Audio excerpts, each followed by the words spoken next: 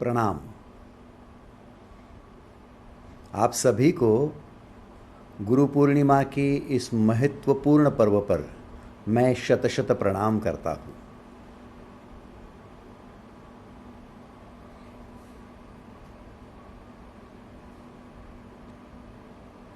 जीवन परिपूर्ण हो, संपूर्ण हो, इसीलिए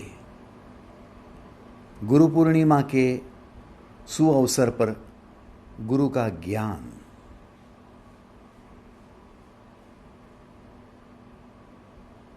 जीवन दो दिशाओं की तरफ अग्रेसित होता है, या तो संसार की ओर या तो शिव की ओर। शिव जो शून्य में समाये है, पूर्ण में समाये है। शिव जो स्वयं ही शून्य है, स्वयं ही पूर्ण है, और संसार जो अंकों में समाया है। संसार और शिव क्या विपरीत है, या फिर संसारी व्यक्ति शिवमय हो ही नहीं सकता? सोचने जैसी बात है और समझने जैसी भी। आओ हम गुरु पूर्णिमा के इस महत्वपूर्ण पर्व में प्रवेश करते हैं। मनुष्य या तो मालिक बनकर जीवन जी सकता है, या तो गुलाम बनकर। क्या है गुलामी और क्या है मालिकियत? जब जब मनुष्य अपनी आकांक्षाओं में घिरा हुआ है, आशाओं में लगा है, मनुष्य जब चाहत में अटका है, तब तक वो गुलाम है, क्योंकि उसका चित्त उसे भरमा रहा है। जो चित्त उसे स्वस्थ नहीं बैठने देगा, शांत नहीं बैठने देगा, जो चित्त उसे परेशान करता रहेगा, उद्विग्न करता रहेगा, मनुष्य तब तक गुलाम ही बना रहेगा। चित्त का गुलाम, इंद्रियों का गुलाम, परिस्थिति का गुलाम, मन का गुलाम। मनुष्य की दौड़ है, भागदौड़ है, लगातार मनुष्य दौड़ रहा है। किसके पीछे? हम कहेंगे पैसे के पीछे भाग रहा है, प्रसिद्धि के पीछे भाग रहा है, मान सम्मान के पीछे भाग रहा है। नहीं, मनुष्य चाहत के पीछे भाग रहा है। और ये चाहत निर्माण करने वाला चित्त है। क्यों? क्योंकि चित्त का स्वभाव चंचलता का स्वभाव है। मनुष्य का चित्त चंचल स्वभाव का है।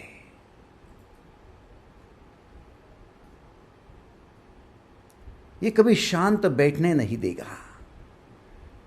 ये चित्त क्षणभंगुर है, चंचल है।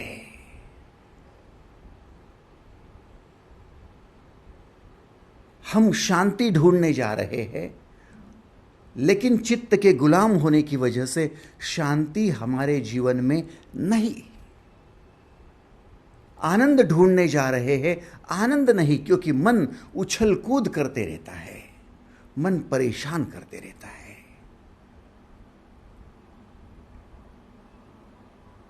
तो ये चित्त जो हमारा संसार बढ़ाता है, और चाहिए और चाहिए और चाहिए, ये चित्त की मांग है।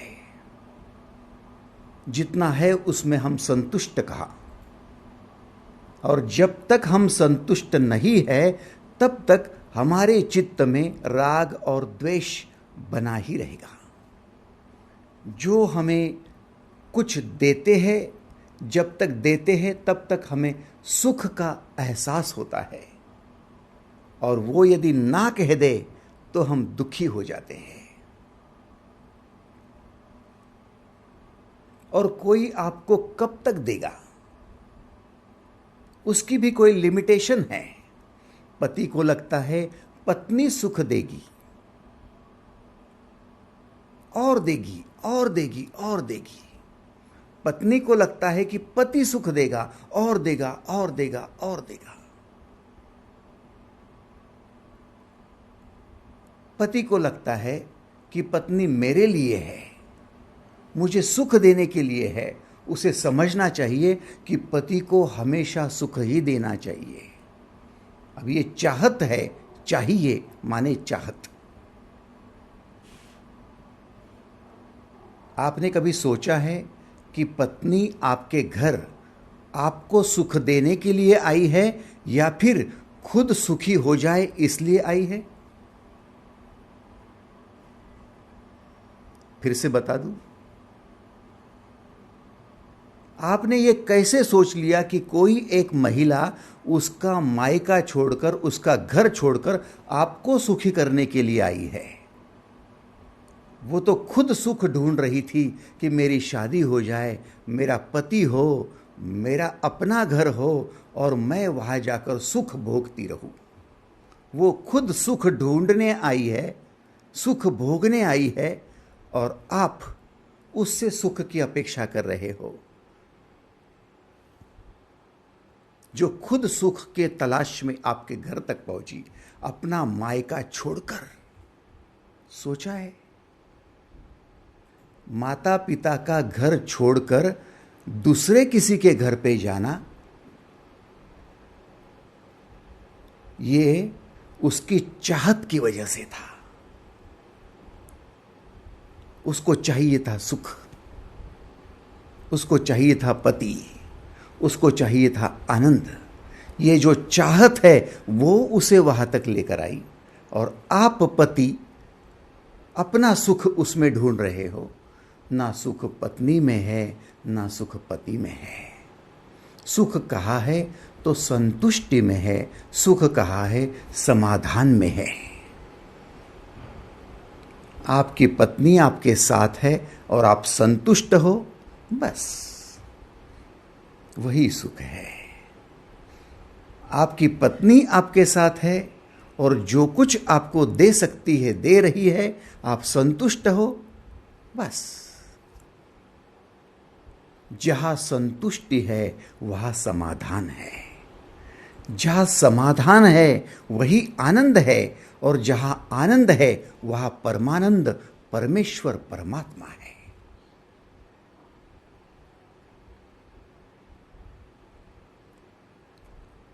एक मनुष्य दूसरे मनुष्य से जब तक चाहत रखेगा, जब तक आकांक्षा रखेगा, जब तक उससे आशा करेगा, तब तक उसके जीवन में दुख बना ही रहेगा। आप दवाइयां कितनी भी ले लो, आप अस्पताल में जाओ, मनोवैज्ञानिकों के पास जाओ, आप गुरुओं के पास जाओ, आपको कोई भी आपके बीमारी से नहीं बचा पाएगा।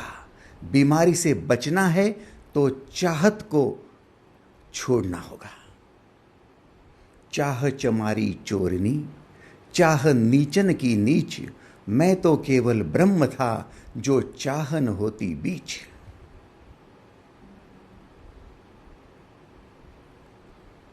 आपके चाहत के खत्म होते ही आप ब्रह्म पद में आ जाते हो। कई लोग कहते हैं कि शिव शंकर जी है, शिव पिंडी में विराजमान होते हैं, शिव मंदिर में विराजमान होते हैं। कई लोग कहते हैं शिव भगवान है।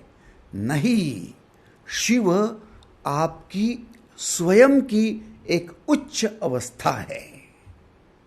ध्यान देना, शिव आपसे अलग नहीं है, शिव दूसरा कोई नहीं है, शिव आप ही की एक उच्चतम अवस्था है। शिव आप ही की एक उच्चतम अवस्था है।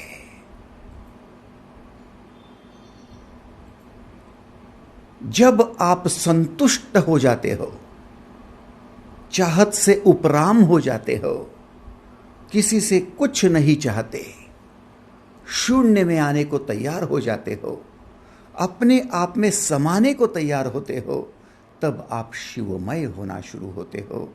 और जब शून्य होते हो, समाधिस्थ हो जाते हो, तब खुद ही शिव हो जाते हो। अहम निर्विकल्पो निराकार रूपो विभुर्व्याप्त सर्वत्र सर्वेन्द्रियाणाम सदा में समत्वम न मुक्ति न बंधा चिदानंद रूपा शिवोहम शिवोहम। हम ही शिव है, लेकिन अभी नहीं। अभी हम शिव से बहुत दूर आ गए। क्यों? क्योंकि शून्य से एक में, एक से दो में, दो से तीन में, 4, 5, 6, 9, 10 हमारे अंक बढ़ते ही जा रहे हैं। जितना अंकों का बाजार बढ़ेगा उतना संसार बढ़ेगा।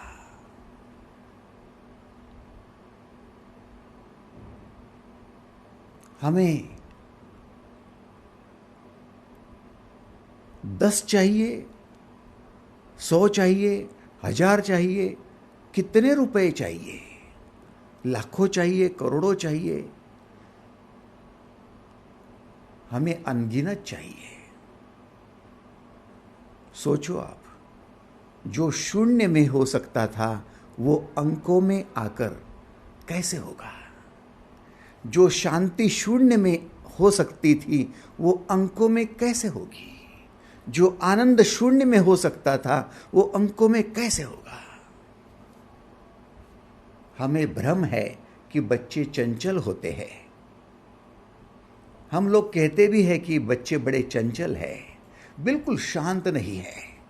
लेकिन ढूंढना अपने आप को, बच्चे ही शांत है क्योंकि बच्चे चैतन्यवान है। उनके चित्त में कोई राग नहीं, द्वेष नहीं, किसी के प्रति द्वेष नहीं है। बच्चों को कोई चाहत नहीं है कि 10 या 100 या 1000 या लाख या करोड़, कुछ नहीं है। उनका चित्त चैतन्य से भरा है, भीतर से पूर्ण शांत है, इसलिए आनंदित है, इसलिए खुश है, इसलिए प्रसन्न है। और हम लोग केवल शरीर से स्तब्ध दिखाई पड़ते हैं, लेकिन हमारे चित्त में राग है, द्वेष है। हमारा चित्त ज्यादा चंचल हो गया है।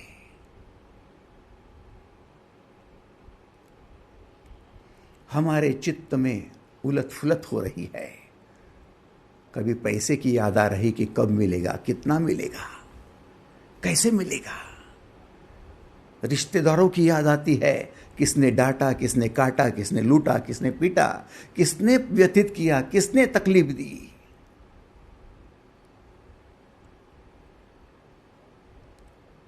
चंचल तो हमारा चित्त है, बच्चों का कहा। इसलिए इस भ्रम से मुक्त हो जाओ मेरे भाई। चंचलता शरीर से नहीं होती, चंचलता चित्त से होती है। जिसका चित्त शांत है उसका चित्त चैतन्य से भर जाता है, और जिसका चित्त चैतन्यवान है वहीं पर भगवान है। इसलिए बच्चों को भगवान का रूप कहते हैं, बड़ों को नहीं। क्यों? क्योंकि बड़े राग और द्वेष में झुलस रहे हैं। क्यों झुलस रहे हैं? क्योंकि आकांक्षा ज्यादा है, चाहत बहुत ज्यादा है। चाहिए और चाहिए और चाहिए और चाहिए।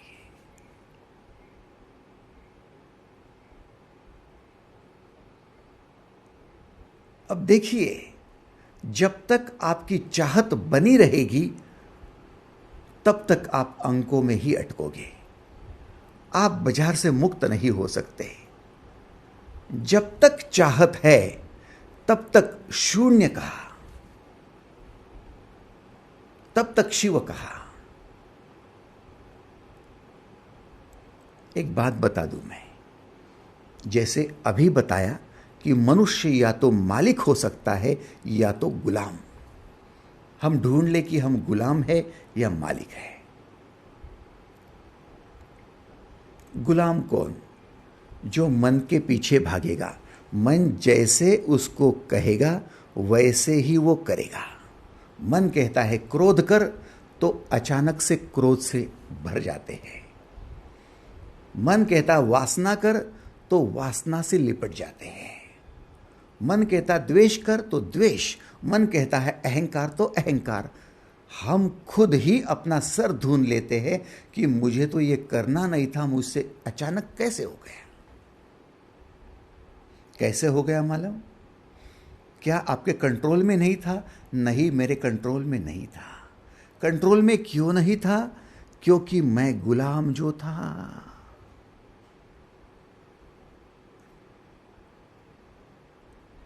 मुझे बताओ, गीता में भगवान श्री कृष्ण यात्री है या सारथी? गीता में भगवान श्री कृष्ण यात्री है या सारथी? आप कहोगे ये तो स्वाभाविक बात है कि वो सारथी है, रथ हाँकने वाले हैं। और फिर यात्री कौन है? यात्री अर्जुन है। ध्यान देना, इस स्टेटमेंट की तरफ ध्यान दो। जब यात्री कृष्ण नहीं अर्जुन होता है और रथ हाँकने वाला अर्जुन नहीं कृष्ण होता है, सारथी कृष्ण है और अर्जुन यात्री है, इसीलिए गीता हो रही है, इसलिए ज्ञान प्रकट हो रहा है, इसलिए युद्ध जीता जा रहा है, इसलिए वहां पर विजय है। उल्टा कर दो, उल्टा कर दो। यात्री कृष्ण है और सारथी अर्जुन है, तो क्या होगा? कौन सी गीता होगी? कौन सा विजय होगा? रथ जो दिशा से भागने वाला है, घोड़े जिस दिशा में दौड़ने वाले हैं, उनका लगाम अर्जुन के हाथों होता तो क्या होता? सोचो आप कहोगे भगवान है, भगवान को रथ में बिठाएंगे, रथ यात्रा में हम लोग खींचेंगे। जगन्नाथपुरी की यात्रा होती है तो भगवान को बिठाकर हम रथ खींचते हैं।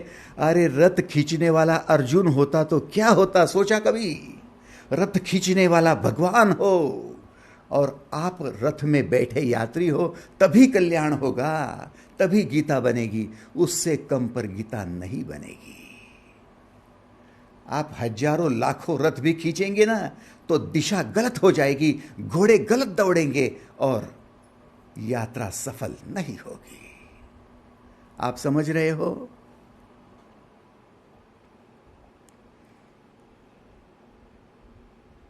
हमारा बिल्कुल गणित उल्टा हो गया। हमारे जीवन में गीता नहीं उतर रही, हमारे जीवन में ज्ञान प्रकट नहीं हो रहा, हम युद्ध में जीत नहीं रहे हैं, हम परेशान परेशान हैं, क्योंकि कृष्ण जिसको सारथी बनाने की जगह हमने यात्री बना लिया। चुपचाप बैठो, कुछ मत करो। मालिक को बिठा दिया है, चैतन्य को बिठा दिया है, और मालिक बनने की कोशिश कौन कर रहा? चित्त कर रहा, मन कर रहा, जो उछल कूद करने वाला, क्षणभंगुर और चंचल है। फिर हमारे रथ के घोड़े उछल रहे, 5 कर्मेंद्रियां उछल रही है, 5 ज्ञानेंद्रियां उछल रही है, आंखें फाड़ फाड़ के देखते हैं, वासना जन्मती है। भूल जाते हैं कि वो किसी की मां है, किसी की बेटी है, किसी की बहन है। भूल जाते हैं। जिनको हम संत कहते हैं, उन संतों तक हमें जेल में डालना पड़ा। क्यों? क्योंकि उन पर बलात्कार के आरोप है। क्या उनके जीवन में गीता उतरी? क्या उनके रथ का सारथी कृष्ण बना? या फिर उन्होंने कृष्ण को यात्री बनाकर उस चित्त को जिसके हाथ में लगाम नहीं देना चाहिए, उसके हाथ में लगाम दे दिया। बेलगाम हो गए वो घोड़े, वो इंद्रियां, और उनके हाथों से गुनाह हो गया और उनको आज जेल में डालना पड़ा है। जो समाज को दिशा दिखाने के लिए थे उनको ही जेल में डाला है। विडंबना है। सोचो आप, सोचो सोचो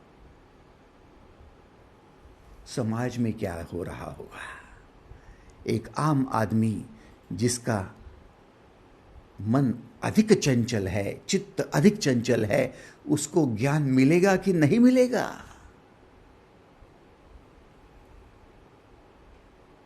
सोचने जैसी बात है। बार बार फिर मैं आपको अगवा कर रहा हूं, आपके जीवन में मालिक यदि बनना है तो सारथी चैतन्य को ही बनाना होगा, सारथी कृष्ण को ही बनाना होगा, और यात्री आपके चित्त को बनाना होगा, यात्री अर्जुन को ही बनाना होगा, तभी काम जमेगा। व्यवस्था का परिणाम है ईश्वरमय होना, व्यवस्था का दुष्परिणाम है संसारी होना,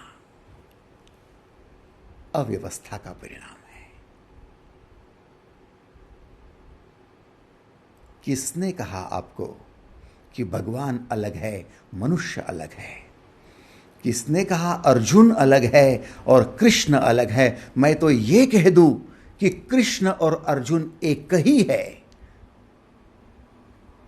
कृष्ण एक उच्चतम व्यवस्था है, जिसके कंट्रोल में अर्जुन आ जाए, चित्त आ जाए, इंद्रियां आ जाए, तो जीवन बदल जाता है, महाजीवन बनता है, संजीवन बनता है, महात्मा बनता है, परमात्मा बनता है।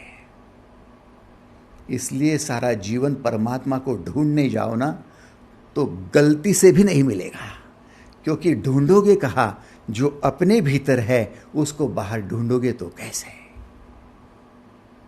और आपके भीतर कहाँ है? आपकी उच्चतम व्यवस्था में है। अपने आप का जीवन व्यवस्थित कर लो, परमात्मा है।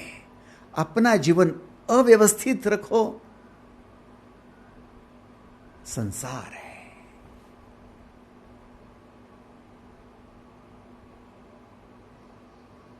सब आपके हाथ में है, सब आपके हाथ में है।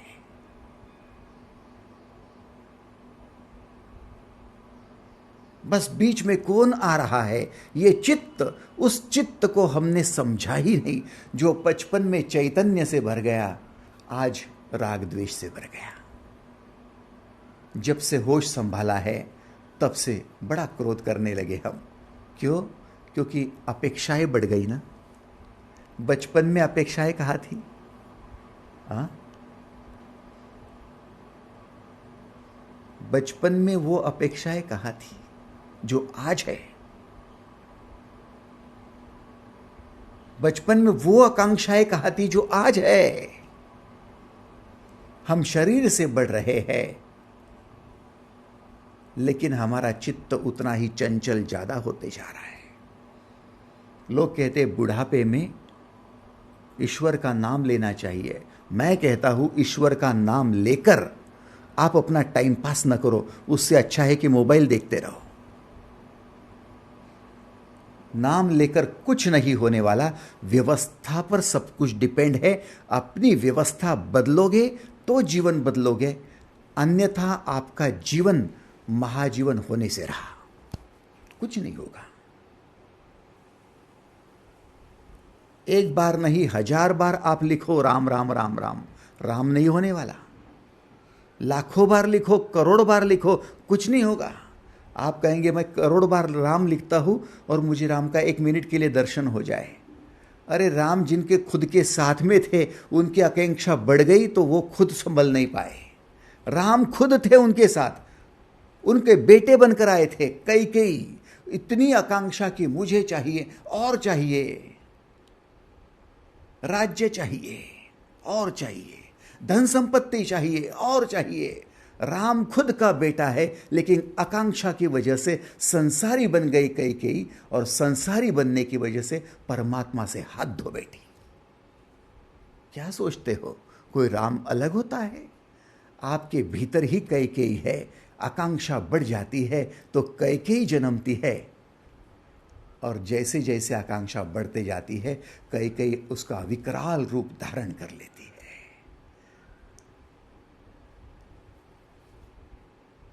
क्या समझे आप? क्या सोच रहे हो आप? कौन से रामायण में प्रवेश करना है आपको? भीतर ही रामायण घट रहा है, भीतर ही कई कई जन्म ले रही है। कब की जन्म ले चुकी है? जब से होश संभाला कहते हो, तब से आकांक्षा, तब से चाहत, ये चाहिए, वो चाहिए, वो चाहिए, वो चाहिए। फिर कैसे मिलेगा? ऐसे मिलेगा। कब मिलेगा? तब मिलेगा। जीवन कहाँ है? मालकियत कहाँ है? मालकियत है आज, अभी और यही। गुलामी कहाँ है? कल, भविष्य में, सपने में मेरा ये होगा, मेरा वो होगा, ऐसा होगा, तब होगा, इस तरीके से होगा। ये सारी गुलामी है, सपनों की गुलामी। जीवन कहाँ है? वर्तमान में है। कब? अब, कहा, यहां। ये जीवन है। और अब, अभी और यहां जैसा है वैसा जीवन जिसको स्वीकृत है उसे कहते संतुष्ट। संतुष्टः सततम योगी यतात्मा दृढ़ निश्चयः मय्यर्पित मनोबुद्धिर यो मद भक्ता समय प्रिया। वो भक्त मुझे सबसे ज्यादा प्रिय है जो आज, अभी और यही मौजूद है। वो मालिक है, वो कृष्ण है, वो राम है, वही पांडुरंग है, वही विट्ठल है जो आज, अभी और यही टिका हुआ है। जो कल में खोया है, मेरा क्या होगा, कैसा होगा, कितना मिलेगा, कौन आएगा, कौन देगा, कब देगा। गुलाम है, परिस्थिति का गुलाम है, भाग्य का गुलाम है, चित्त का गुलाम है, मन का गुलाम है, स्वप्न का गुलाम है। वो गुलामी में ही खपता रहेगा।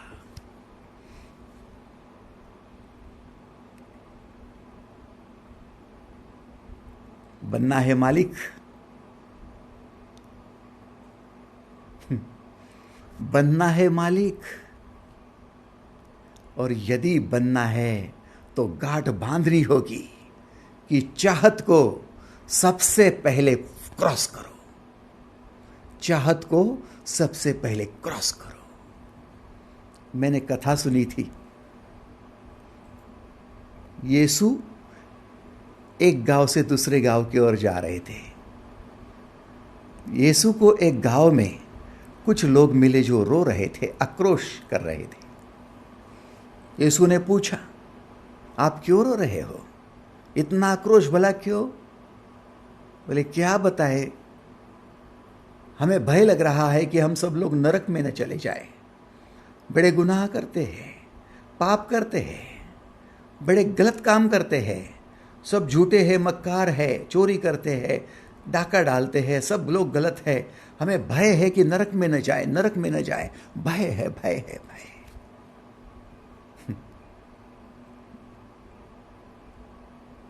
कहते यीशु आगे चले गए, दूसरे गांव में पहुंचे। उस गांव में लोग उदास बैठे थे, खिन्न बैठे थे। यीशु ने पूछा, इतने उदास क्यों है, इतने खिन्न क्यों है? कोई मर गया क्या? कुछ अपशकुन है क्या? कुछ गड़बड़ हो गई है क्या? गांव में कुछ हो गया क्या? बोले, नहीं, हम सब चिंता कर रहे हैं कि हमें स्वर्ग मिलेगा कि नहीं, मिलेगा कि नहीं। स्वर्ग की चिंता हो रही है। बड़े परेशान थे, चिंतित थे, व्यथित थे। कथा कहती है यीशु और आगे चले गए। आगे गांव में गए तो लोग नाच रहे थे, झूम रहे थे, खुशियां मना रहे थे, ढोल बज रहे थे, ताशे बज रहे थे। यीशु ने पूछा, कौन सा समारोह है भाई? इतने झूम रहे हो, नाच रहे हो, गा रहे हो, क्या है?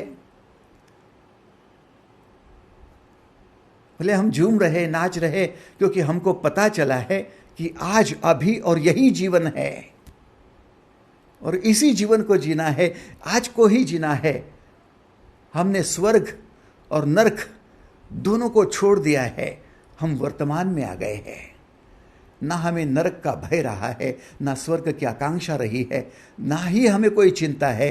हम वर्तमान में आकर जो जीवन है उसको जी रहे हैं।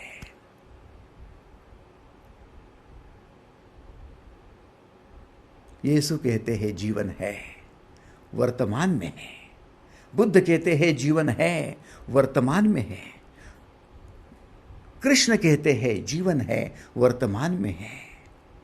महावीर कहते हैं वर्तमान में है।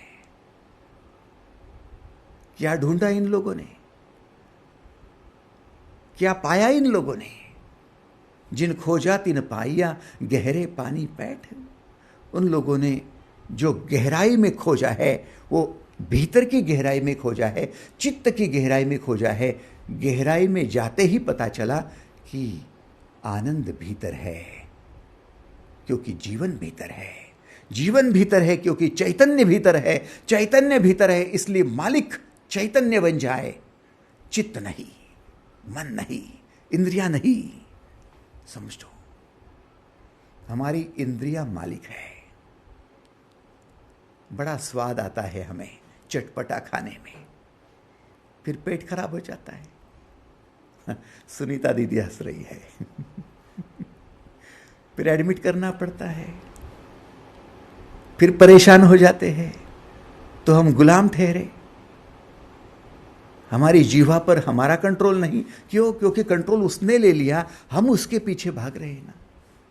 हम जीवा के पीछे भाग रहे हैं, हम आंखों के पीछे भाग रहे हैं, हम कानों के पीछे भाग रहे हैं, है ना?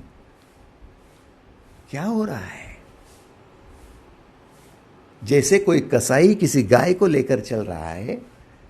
गाय नहीं जाना चाहती है, फिर भी जाना पड़ रहा है, क्योंकि गाय गुलाम है ना। वो कसाई के हाथ में डोर है ना। ठीक वैसा ही हो रहा है भाई। हमें भी ऐसे ही हमारी वासना भगा रही है, हमारी कामना भगा रही है। परेशान है हम। ध्यान देना, मैं एक स्टेटमेंट करने जा रहा हूं, आप समझने की कोशिश करना।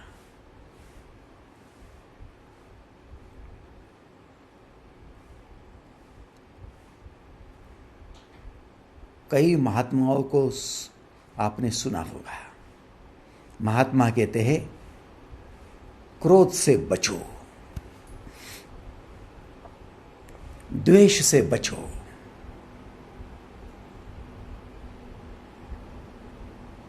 वो कहते वासना से बचो, इससे बचो, उससे बचो। जो जो आपके जीवन में परेशान कर रहे हैं उनसे बचो, आप उनसे भागो, उनसे निकल जाओ। कई महात्माओं ने अपने पत्नी से बचने के लिए, अपने परिवार से बचने के लिए परिवार तक को छोड़ दिया। वो बचना चाहते हैं। आप अपने क्रोध से बचना चाहते हो, बचना चाहते हो। चाहते हो के नीचे अंडरलाइन करो, वो भी एक चाहत है। हम क्रोध से बचना चाहते हैं, वो एक चाहत है। हम द्वेष से बचना चाहते हैं, वो भी एक चाहत है, आकांक्षा ही है। आप वासना से बचना चाहते हो, वासना से बचना चाहते हो, वो भी एक चाहत ही है। और हर चाहत आकांक्षा है। चाहत, और हर चाहत संसार खड़ा करती है। आप जितना वासना से बचना चाहोगे, उतनी वासना ज्यादा भड़केगी, क्योंकि चाहत और भड़काती है। ध्यान देना जी। जैसे पैसे की चाहत पैसे की और वासना भड़काती है। आप जिस चीज से बचना चाहते हो वो चीज ज्यादा भड़काती है। इसलिए क्रोध से बचना चाहते हो तो ज्यादा क्रोध आ जाता है। आपका अनुभव है, देखना आपने।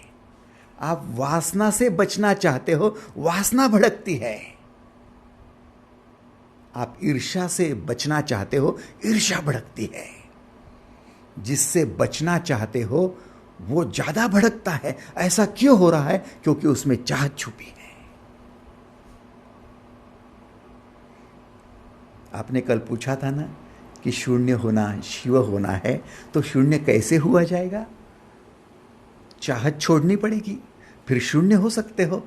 फिर चाहत, क्रोध छोड़ने की भी तो चाहत है कि क्रोध छोड़ना है। गुरुजी मुझे क्रोध छोड़ना है, मुझ पर आशीर्वाद करो, मुझ पर दया करो, मेरे सर पे हाथ रखो, अब क्रोध नहीं करना है, मैं क्रोध छोड़ना चाहती हूँ। चाहती है ना, कुछ नहीं होगा। जा, तू चाहती है तो कुछ नहीं होगा। क्यों नहीं होगा? क्या पाप किया है मैंने? तू चाह रही है, यही तेरा पाप है। समझ रहे हो?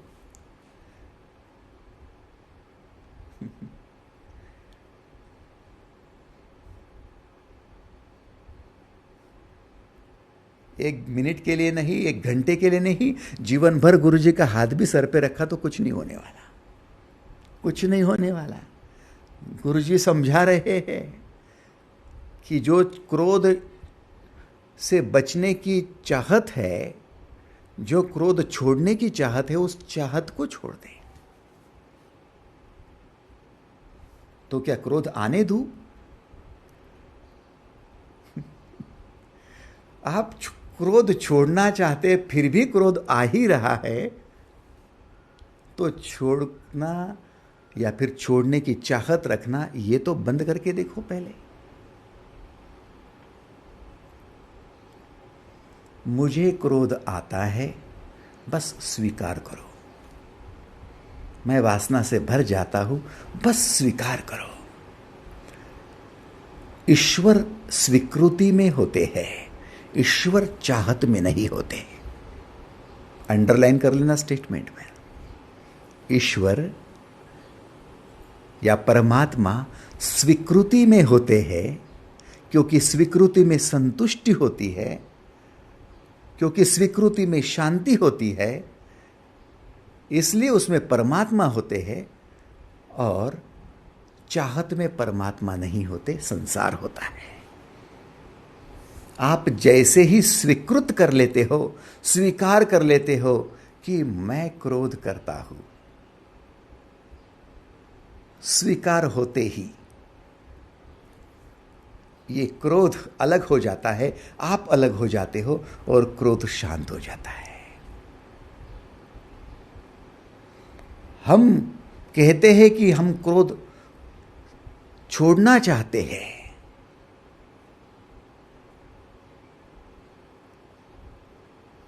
चाहत हो जाती है।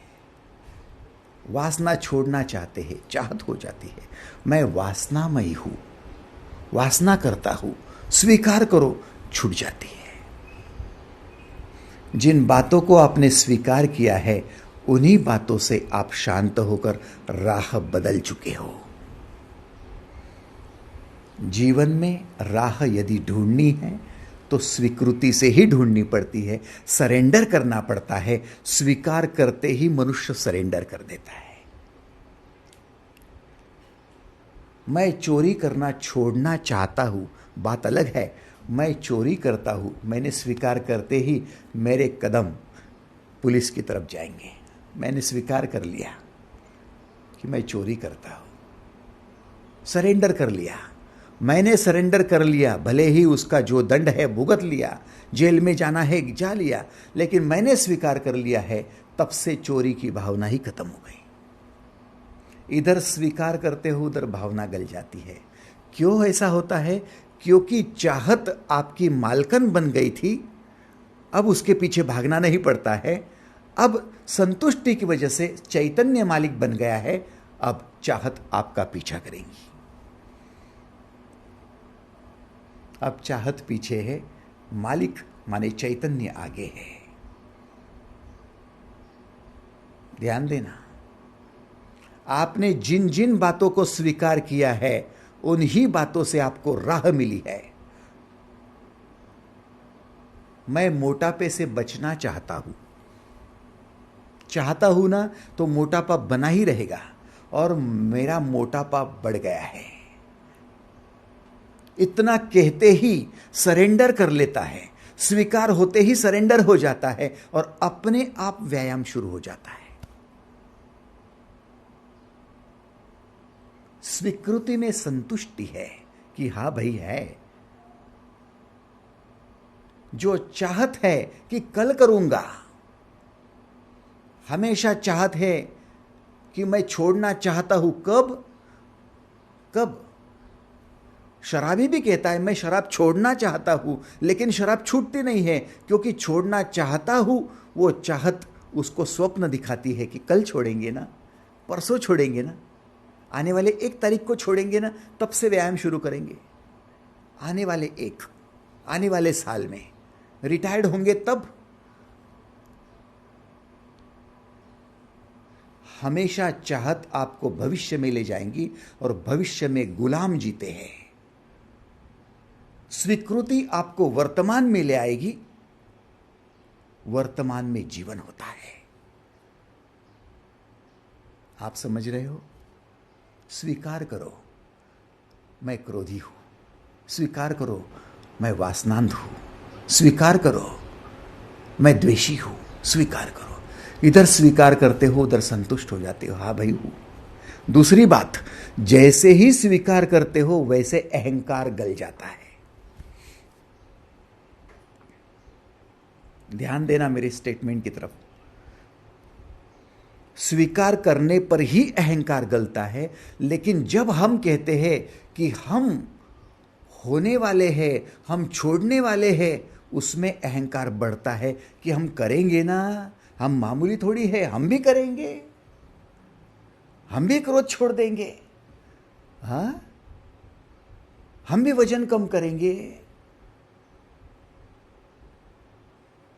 हम भी छोड़ देंगे, हम भी करेंगे। उसमें अहंकार बढ़ता है कि हम करने वाले हैं, हमने ना थोड़ी बोला है। कब? रुको न जरा, इतना होने दो फिर करेंगे, रिटायर्ड होने दो फिर करेंगे, थोड़ा बच्चे को बड़ा होने दो फिर करेंगे, उसकी शादी होने दो फिर करेंगे, बेटी का ब्याह तो हो जाए फिर करेंगे। अहंकार है आपका। हर चाहत में अहंकार है, हर संतुष्टि में अहंकार शून्य होता है, क्योंकि आप स्वीकृत कर लेते हो मैं क्रोधी हूं, अहंकार कहा रहा।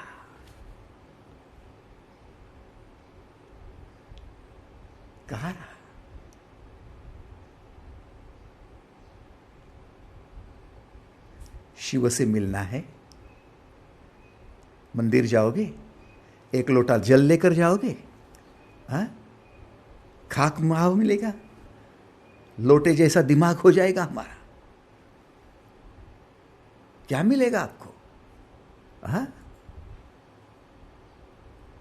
शिव तो अवस्था का नाम है, उच्च अवस्था में पहुंचना है आपको। उच्च अवस्था कौन सी है? संतुष्टि की अवस्था है, स्वीकृति की अवस्था है। स्वीकृत होते ही शांत हो जाते हो, हाँ भाई हूं ना। ध्यान देना, मैंने पत्नी को कह दिया कि मैं क्रोधी हूं, पत्नी कहती है मान लिया आपने, क्रोध छोड़ना चाहते हो? नहीं नहीं, क्रोध छोड़ना क्या है, क्रोधी ही हूं। मेरी स्वीकृति देखते ही पत्नी के मन में मेरे प्रति सद्भावना जगती है। और मैं यदि कहूं कि मैं भी क्रोध छोड़ने जा रहा हूं, मैं क्रोध छोड़ूंगा, तो वो कहेंगे कब छोड़ेंगे? मेरी जान जाने के बाद, मेरे प्राण निकलने के बाद, मेरे मायके जाने के बाद। सोचो आप, झगड़ा जो का त्यों है, संसार जो का त्यों है, कारण क्या है? चाहत है। भविष्य की बातें हैं, लंबी चौड़ी बातें भविष्य की होती है, वर्तमान में तो बस क्षण की बातें होती है। क्षण भंगुर जीवन है, इसका मतलब क्षण में जीवन है, अगला क्षण की बात बंद कर दो। चाहत अगले क्षण की है, इस क्षण में जी लो, फिर क्षण में जी लो, फिर क्षण में जी लो। जीवन जी रहे हैं, अगले क्षण को किसने देखा?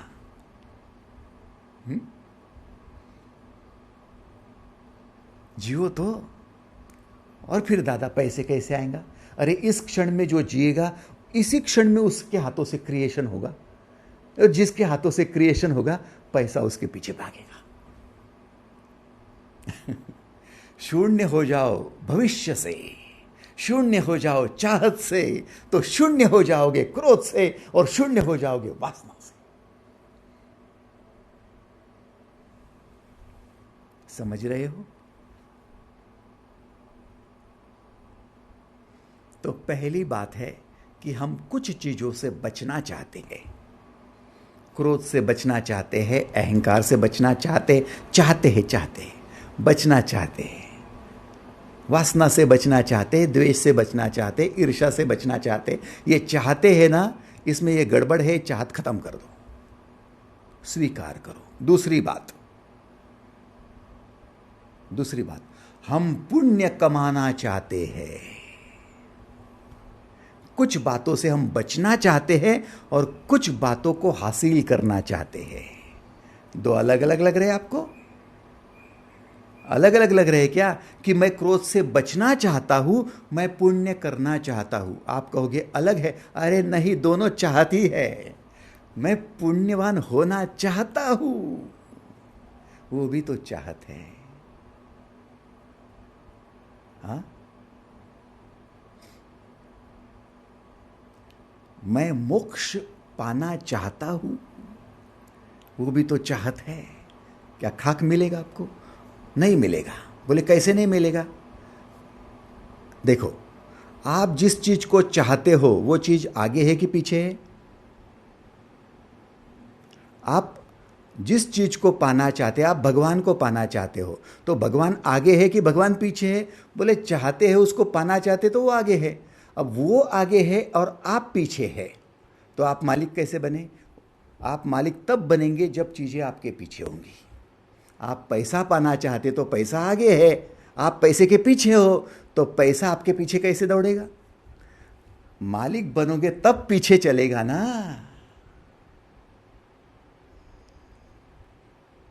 समझ रहे हो?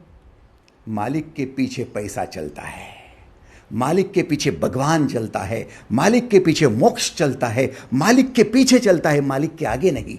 कितने लोगों को स्वीकार है? हाथ ऊपर करो। Thank you. मालिक के पीछे चलना चाहिए। और आप पैसे के पीछे, पैसा पाना चाहता हूं, वो पैसा आगे है, तू पीछे है, तू मालिक बन ही नहीं सकता। पैसा मालिक है, तू उसका गुलाम है। मैं मालिक हूं, पैसा पीछे से आएगा। मालिक बनना है तो फिर पैसे के पीछे भागना छोड़ दे। यदि ये पैसे की बात समझ में आई तो फिर दूसरी बात भी समझ लो। मालिक बनना है तो भगवान के पीछे भागना छोड़ दो। मोक्ष के पीछे भागना छोड़ दो, वैकुंठ के पीछे भागना छोड़ दो, और सबसे बड़ी बात, गुरु के पीछे भागना छोड़ दो। गुरु के गुलाम न बनो, मालिक बनो। गुरु आपके पीछे भागते आए।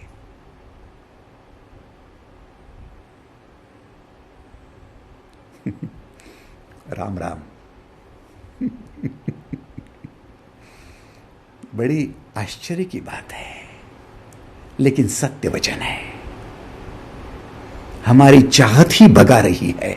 मोक्ष के पीछे भाग रहे तो मोक्ष दूर दूर होते जा रहा है। आपको हमेशा हमेशा का अनुभव है, जिनके पीछे भागो वो और दूर होते जाता है। छोटे बच्चे थे ना हम, और पर्वत का शिखर दिखता था, हम भागते थे, बिल्कुल नजदीक दिख रहा है, पकड़ो उसको, पकड़ो उसको। जितने भागते थे और दूर लग रहा, और दूर लग रहा। ये तो ऐसी बात हो गई कि हम भागते ही जाए, भागते ही जाए। जैसे मृगमरीचिका, रेगिस्तान में जाओ तो रेत के कण चमकते हैं, हमको लगता है कि पानी है, हम भागते जाते हैं, पानी और आगे बढ़ता है। मृगमरीचिका है, सत्य तो है नहीं, बस भागो भागो भागो। वैसे चाहत आपको भगाएगी भगवान के पीछे, और जो भाग रहा है भगवान के पीछे भाग रहा है, चाहत में भाग रहा है, तो संसार में भाग रहा है, उल्टे भगवान से दूर जा रहा है। भगवान कहां से मिलेगा? पैसे के पीछे भाग रहा है, पैसे के पीछे भाग रहा है, चाहत में भाग रहा है, संसार में भाग रहा है, बाजार में भाग रहा है। पैसा कहां से मिलेगा? पैसा किसके पास आता है? जो मालिक बनता है, चैतन्य से भर जाता है, उसी के पास शांति है, उसी के पास दिमाग है, उसी का इंटेलिजेंस काम करता है, उसी का क्रिएशन होता है, उसके पीछे पैसा भागता है। उसके पीछे शांति भागती है। हम तो शांति पाना चाहते हैं। कहां से शांति मिलेगी? अशांति है, अशांति है।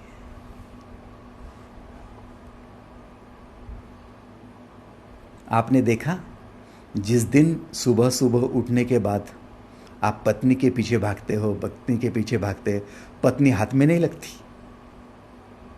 आप शांत बैठ जाते हो, चुपचाप बैठ जाते हो, पत्नी 10 बार आकर पूछती है, क्या हुआ जी, क्यों शांत बैठे हो, कुछ चाहिए क्या, कुछ प्रॉब्लम है क्या?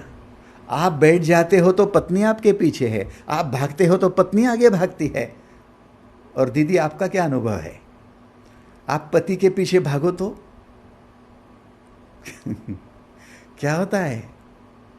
ज्यादा मस्के मारने पड़ते, ज्यादा अकड़ आ जाती है, वो आगे आगे भागता है, दूर दूर भागता है, और आप उसके पीछे भाग रहे, गुलाम बनकर भाग रहे, और आप चुपचाप बैठ जाओ। 10 बार आकर पूछेगा, अरे अरे सॉरी, हाँ मेरे से कुछ गलती हो गई तो माफ कर देना, हाँ सॉरी सॉरी सॉरी, कुछ उदास है, कुछ नाराज है, कुछ चाहिए, कुछ 10 बार आपके इर्द गिर्द घूमेगा। क्या हो रहा है? आप मालिक बन गए हो तो आपके पीछे भागेंगे, आप गुलाम बन गए तो आपको भागना पड़ेगा। संसार भगा रहा है, मालिक सबको कंट्रोल कर रहा है। सारथी तो कृष्ण को ही बनाना होगा, चैतन्य को ही बनाना होगा। अर्जुन को यात्री बनाने में ही समझदारी है, और हम भगवान को रथ में बिठाकर मूर्ख लोग रथ यात्रा खींच रहे हैं हजारों की तादाद में, और कहते हैं ये बड़ी यात्रा है हमारी। काय की यात्रा है? संसार की। जीवन की यात्रा से तो हाथ धो लिया आपने, जीवन तो चूक गए आप। कौन सा जीवन, कहा जीवन? महाजीवन का तो अता पता ही नहीं है। बोले गुरु चाहिए। कौन से गुरु चाहिए आपको? क्या कर लेंगे गुरु से? जैसी डिमांड होती वैसे सप्लाई होती है। हम संसारी है तो गुरु भी संसारी ही मिलेगा। गुरु कोई शून्य में पहुंचा हुआ शिव आपको चाहिए, चाहिए। फिर अड़चन आ गई। नहीं चाहिए बाबा, गुरु भी नहीं चाहिए, कुछ नहीं चाहिए, मैं संतुष्ट हूं, जहां हूं जैसा हूं संतुष्ट हूं। हो गया, गुरु प्रकट हो गया। कहा हुआ? अरे आप ही गुरु बन गए, आप ही भगवान बन गए। अच्छा, सचमुच? क्या मैं भी भगवान हो सकता हूं? आपने इतना कह देना भी, फिर संसार शुरू करना है।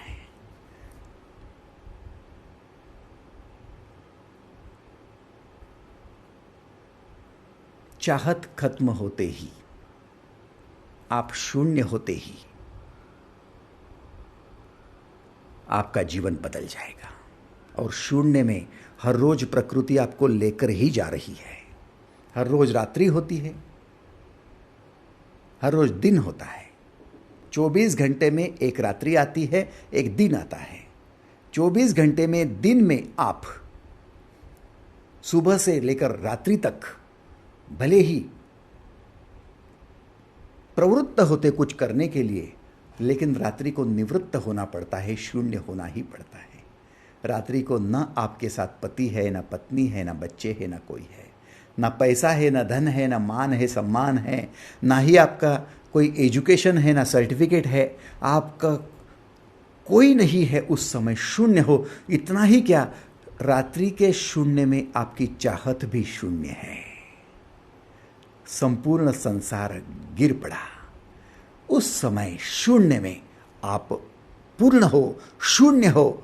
उस शून्य में आप शिव हो। इसलिए प्रेत को भी शिव कहा जाता है। वो शिव हो गया, इसलिए प्रेत को भी लोग नमस्कार करते हैं कि वो शिव हो गया, वो शून्य हो गया, उसकी चाहत खत्म हो गई। रात्रि को आप शिव हो। अब फर्क इतना ही है कि दिन को शिव होना है। क्यों? क्योंकि रात्रि को अनकॉन्शियस स्टेट में हो, दिन में कॉन्शियस स्टेट में शिव होना है। हमारी दिक्कत क्या है कि रात्रि को अनकॉन्शियस स्टेट में हम शिव है, और दिन में कॉन्शियस स्टेट में हम संसारी है। व्यवस्था थोड़ी बदलनी होगी। आपके सिगड़ी के ऊपर, गैस के ऊपर बर्तन रखना होगा, तब आपकी सब्जी पकने वाली है। नीचे रखने से काम नहीं चलेगा। थोड़ा सा बर्तन उठाकर ऊपर रखने की आपको तकलीफ करनी है। बस वैसे ही दिन भर में यदि चाहत छूट जाए तो संसार छूट जाए, इतना ही फर्क है। दिन भर में संतुष्ट हो जाए, आज, अभी और यही, बस ये जीवन है, उसमें आ जाओ तो हो गया। कल करना है, हम होंगे कामयाब एक दिन, ये सारा षड्यंत्र है। जो कामयाब है वो अभी है, यही है और आज है। हम होंगे कामयाब एक दिन, ये सारे सपने दिखाकर आपको भरमाने का, फंसाने का षड्यंत्र है। कभी कामयाब नहीं होंगे आप। भविष्य समझाने वाले, भविष्य दिखाने वाले सारे लोग बदमाश लोग हैं। न जाओ उनके पास। एक दिन रात्रि को हमें फोन आया, वंदना दीदी दिल्ली से। अच्छा, बेटा अमेरिका में है, यूएसए में है, अच्छी प्रगति कर रहा है। बोले मेरे बेटे के बारे में ज्योतिषी ने कुछ कुछ कह दिया, गलत कह दिया, अनाप शनाप कह दिया, अब मेरे बेटे का ऐसा होगा क्या। मैंने कहा कि उस ज्योतिषी का छोड़ दो दीदी, आपका भविष्य में क्या होगा, कल क्या होगा छोड़ दो, अगले क्षण क्या होगा क्या आपको पता है। बोले नहीं, वो भी तो पता नहीं। फिर जब आपका ही खुद का पता नहीं कि अगले क्षण क्या होगा, तो बेटे का अगले क्षण क्या होगा उसकी चिंता क्यों करती हो। इस क्षण क्या है वो तो देखो। अच्छा, दीदी ग्रेजुएट है, पोस्ट ग्रेजुएट है, एजुकेटेड है, बेटा एजुकेटेड है, और जिस ज्योतिषी ने उनके कुछ न कुछ कहा बच्चे के बारे में, उन पर विश्वास है। विश्वास क्यों है? क्योंकि चाहत बहुत बड़ी है कि बेटे से ये चाहिए, बेटे से वो चाहिए, बेटे से वो चाहिए, और नहीं हुआ तो ये चाहत की वजह से दुख है। और कोई भी व्यक्ति जो आपकी चाहत बढ़ा रहा है, वो व्यक्ति आपके जीवन में ग्रहण लाने वाला है, वो आपका गुरु हो नहीं सकता। किसी गुरु ने कह दिया कि मैं आशीर्वाद दे दूंगा आपको और आपको एक दिन भगवान मिलेगा, समझ लेना वो गुरु लंपट है।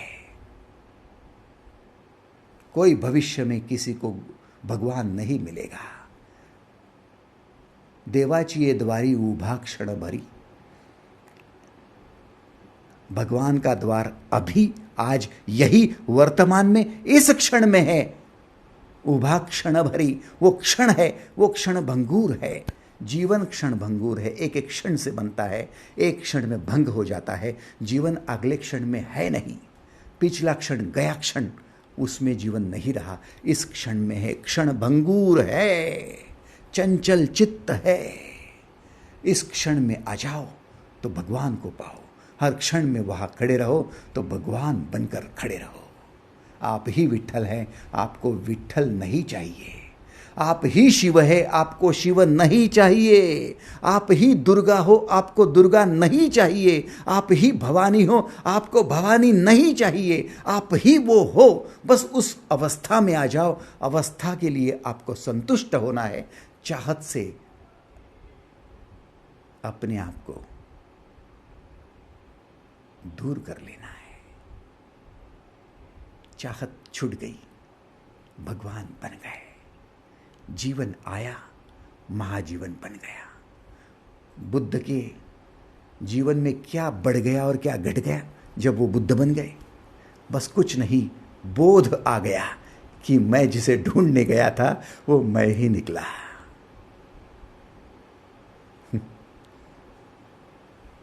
सागर का तल ढूंढने नमक की पुतली जाए, गोता मारे सागर में खुद सागर बन जाए।